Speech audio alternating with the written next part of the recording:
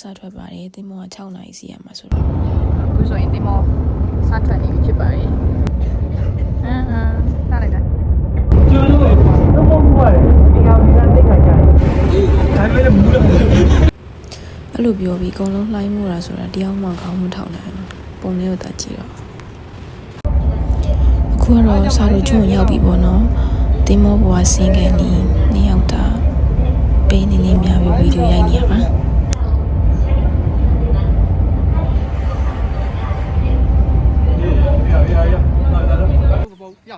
အောင်ဖြုတ်ကိုဗီဒီယိုလေးတော့မပြီးဘူးလားဗီဒီယိုရိုက်မှာတော့ပြောလေတော့အောင်ဖြုတ်တော့အောင်ဖြည့်ပြီတော့အဲ့တော့မင်းပါလေပြောတယ်မင်းပါလေငါတို့ကပြောတယ်မင်းပါလေငါတို့ကပြောတယ်ဘုံလိုက်ပါအောင်မင်းပါလေငါတို့ကပြောနော်စေနော်အောင်ပြောရင်မင်းပါလေငါတို့ကပြောတယ်ယေဒီလမ်းလေးလမ်းချင်းချင်းလေးကောင်းမှတော့တိတ်အဆင်မပြေပြီမဲ့လမ်းတော့ရှောက်အရန်လှပါတယ်တော်တော်လေးလှတယ်ရှူခင်းနေရဒီမှာခီးသွားတာတခုကောင်းတာလေးရှူခင်းနေရတော်တော်လှတယ်တခါတလေဆိုရင်ဗီဒီယိုရိုက်ဖို့တော့မေးတဲ့အထိပဲအခုကတော့စာရိုကျွေးရဲ့နာမည်ကြီးဖြစ်တဲ့ဂိုးမိုင်းကိုသွားမှာပေါ့နော်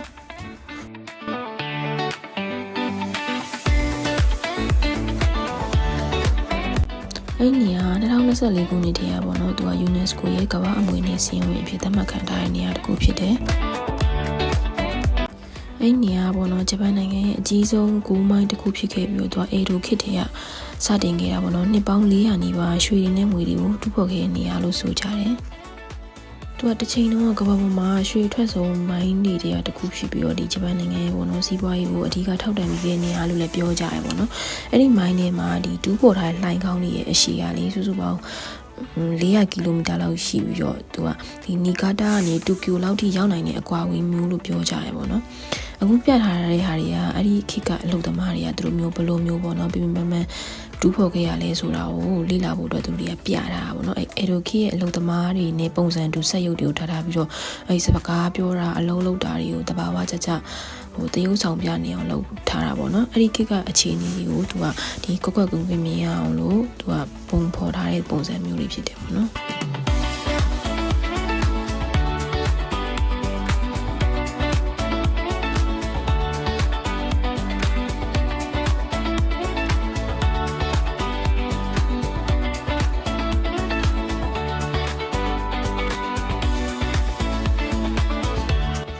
ဒီပုံဆိုရင်ဒါသူတို့အလုပ်သမားတွေ QK နားရဲ့နေရာပေါ့နော်အလုပ်ပြီးရင်သူတို့လိုင်းကူလေးထဲမှာ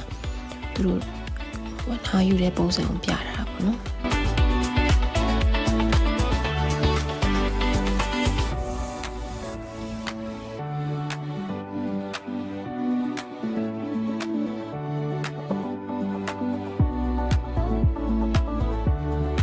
တရားဆိုလို့ရှိရင်သူတို့အရင်ခေတ်ကပေါ့နော်ဒီလှိုင်းကူတွေကိုမတူဖော်ခင်မှာဒီသူတို့နဲ့ဖျားပူဇော်ပသတဲ့ပုံစံမျိုးပေါ့နော်ဒီကြောက်တုံးတွေကိုလွယ်လွယ်ကူကူမျိုးထုချေလို့ရနိုင်အောင်လို့နဲ့ဖျားကိုပူဇော်တဲ့ပွဲမျိုးပေါ့အဲ့လိုလုပ်ကြတယ်လို့ပြောကြတယ်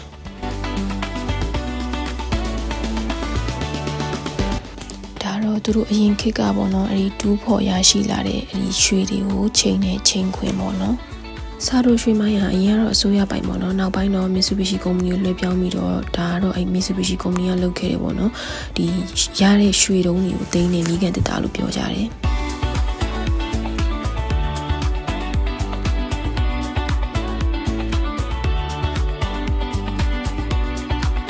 အခုရောက်နေနေရကြတော့အဲ့ဒီစာရိုဂိုးမိုင်းရေပေါ့နော်ဒီအမှတ်သားနေရာတစ်ခုဖြစ်တဲ့တောင်နှစ်ချမ်းကွဲနေနေရပေါ့နော်ဘာလို့အဲ့တောင်ထိပ်ရပေါ့နော်နှစ်ချမ်းကွဲနေရလဲဆိုတော့တဘာဝအတိုင်းဖြစ်နေရမဟုတ်ဘဲနဲ့ဒီရွှေကြိုတွေကိုရှာဖွေနေပေါ့နော်အဲ့လူတွေကလက်နဲ့တူပေါ်ခဲ့ကြလို့အဲ့လိုမျိုးဖြစ်ပေါ်လာတဲ့တောင်ကြီးပေါ့နော်အဲ့လိုထူးထူးခြားခြားနှစ်ချမ်းကွဲသလိုဖြစ်နေရပေါ့နော်ဒီနေရာကျတော့ဒီဂျပန်ရဲ့နာမည်ကြီး animation ကတခုဖြစ်တဲ့ပေါ့နော်ဒီ Castle in the City တွေကဒီမြင်ကွင်းနဲ့တူလို့ဆိုရင်နာမည်ကြီးရဲ့နေရာတခုပေါ့နော်